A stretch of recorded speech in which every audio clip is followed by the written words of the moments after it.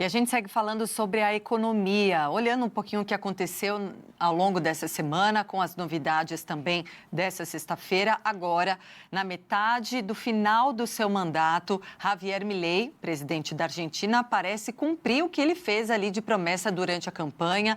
A Argentina apresentou uma queda na dívida pública e também na inflação e já começa a atrair investidores, assunto que a gente está tratando aqui agora, importante para você. E agora a gente fala então com o Lucas Saccheto, economista, que está ao vivo com a gente, entre outros assuntos da nossa economia. Como é que você vê, né, o desempenho da economia argentina, a atração de investimentos e até as relações aqui com o Brasil diante, vamos dizer aí, né, desse progresso que conseguiu o governo de Milei por lá? Boa tarde, Patrícia. Boa tarde, Nelson. Olha, Patrícia, eu acho que a Argentina hoje vive um momento de inflexão, né? Tem quem diga que é próximo de até o milagre da economia argentina. A gente olha para os indicadores recentes da Argentina e vê que em 2024, por exemplo, a inflação na Argentina em 12 meses fechou em mais de 100%, em 117%. Já em 2025, né, a inflação acumulada do ano passado fechou em 31,5%. Isso, se a gente traz para comparar com a economia brasileira, ainda é um patamar muito alto, mas é o patamar mais baixo da economia argentina dos últimos 8 anos. Então, eu acho que dá para a gente dizer que a economia argentina hoje vive um momento de inflexão, principalmente com respeito à inflação, né?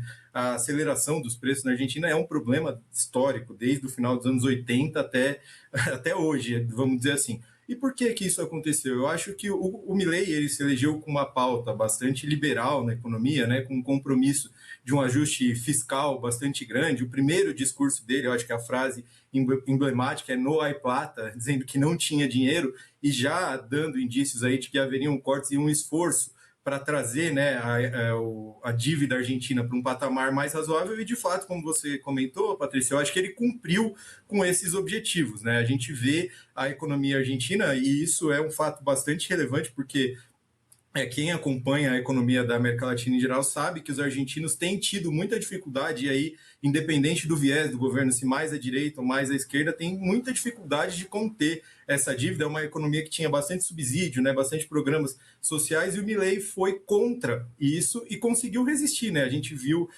no ano passado, por exemplo, uma grande expectativa com relação às eleições de meio de mandato na Argentina, que renovaram uma parte do Congresso deles, e o Milei ganhou apoio, né? Então, isso demonstrou uma disposição dos argentinos e um relativo apoio a essas pautas do Milei. Mas os desafios ainda seguem bastante grandes na economia argentina. Como eu disse, eles caíram de um patamar de mais de 100% de inflação para ali próximo dos 30%. Ainda é uma inflação muito acelerada e ainda demanda outras grandes reformas na economia, né? Em meados do ano passado, a Argentina se comprometeu com o FMI a fazer uma reforma da Previdência, a fazer uma reforma administrativa, etc. Para isso, a gente sabe que vai demandar mais apoio dos argentinos e mais paciência, porque se de um lado a gente vê melhoras dos indicadores econômicos, a gente sabe que isso tem uma pressão nos indicadores sociais também, Patrícia e Nelson. Ô Saccheto, bom, tudo bem, o remédio foi bastante amargo, né, para a população, e foi amargo mesmo, tanto que o número de pobres no país,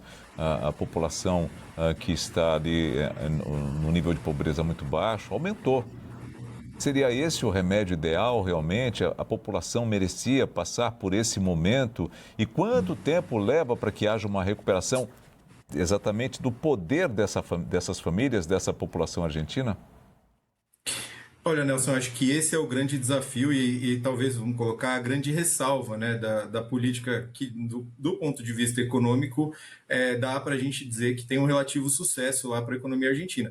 É difícil a gente mensurar, né, se de fato a dosagem do remédio foi a ideal. A gente aqui no Brasil sempre discute, por exemplo, juros, se estão numa dosagem ideal para conter a inflação. Esse assunto eu acho que é difícil a gente encontrar um consenso. Fato é que com a desorganização da economia argentina, com uma inflação a níveis estratosféricos, com gasto público desenfreado, a população também pagava o preço de um jeito, vamos dizer, mais arrastado, né? Não era tão concentrado ali igual tem sido agora, né, nos últimos 2 anos, mas as dificuldades elas apareciam, os serviços públicos cada vez mais precários na Argentina, a pobreza, que embora não tenha aumentado do jeito que aumentou nos últimos 2 anos, também vinha aumentando de forma sequencial, inclusive nos governos anteriores. Então, eu acho que as perspectivas elas são boas nesse sentido, né? Uma economia mais com melhores perspectivas, com mais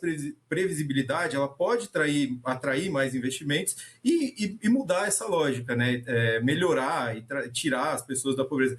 Nelson, acho que, se você me permite um paralelo, que eu acho que é bastante interessante a gente olhar, dadas as devidas diferenças, é com a economia brasileira, ali nos anos 90. O Brasil tem muitas diferenças do que está acontecendo na Argentina agora, mas passou por um período de estabilização da moeda, né? O plano real, que teve seus efeitos imediatos na economia. A gente conseguiu ali conter a inflação, trazer a inflação dos milhares para uma coisa um pouco mais razoável, teve um processo de privatizações, etc., que resultou numa economia mais organizada. E aí, se a gente avançar para os anos 2000, o Brasil avançou bastante nos indicadores sociais também, né? Os índices de pobreza diminuíram, etc. Eu acho que a Argentina está naquele primeiro passo ainda, Nelson. A discussão é importante. Eu acho que a gente também não pode cravar que só a economia é relevante, né? O social também é importante para uma economia e de fato, as pessoas, apesar da promessa de uma inflação e de uma economia melhor amanhã, elas têm fome hoje. Então, é importante a gente também se preocupar com isso hoje. Mas,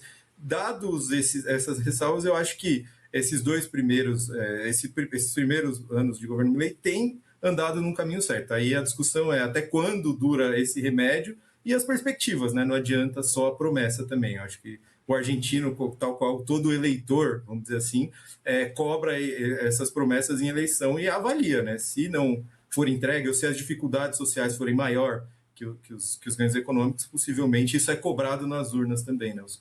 Ô Saccheto, já que você falou aí sobre percepção da população, pobreza, dados econômicos e sociais, vou falar sobre um dado aqui do nosso Brasil, do IBGE que saiu. O Brasil encerrou o terceiro trimestre do ano passado com a taxa de desocupação de 5,1%. É um dado do IBGE que foi divulgado hoje e acaba batendo, gente, o menor número da série histórica desde 2012. Então, quando você olha e fala, meu Deus, estamos a mil maravilhas, né? Desde 2012 não chegávamos a uma taxa de desocupação tão alta. O país começou 2026 com 5,5 milhões de desempregados. Esse número representa um recuo de 0,5 ponto já em relação ao trimestre do outro ano. A população ocupada, que chegou a 103 milhões, também já é recorde na série histórica.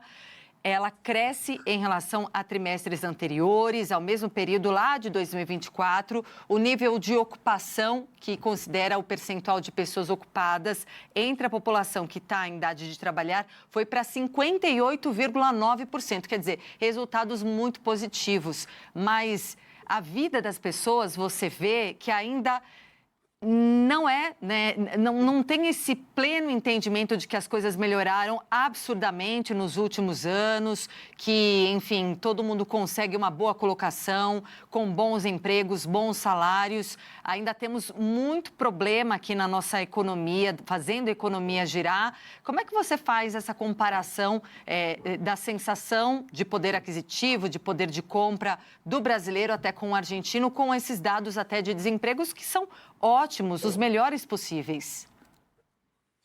Isso é interessante, Patrícia. Eu acho que quando a gente analisa um dado, né, um dado ali isolado, a gente pode ter uma conclusão que às vezes é equivocada, né? De fato, a taxa de desemprego no Brasil, ao longo dos últimos meses, e acho que até dos últimos 2 anos, pelo menos, tem apresentado números significativos. Até o Banco Central, quando manteve a taxa de juros aqui nessa semana, no comunicado, isso está indicado, né?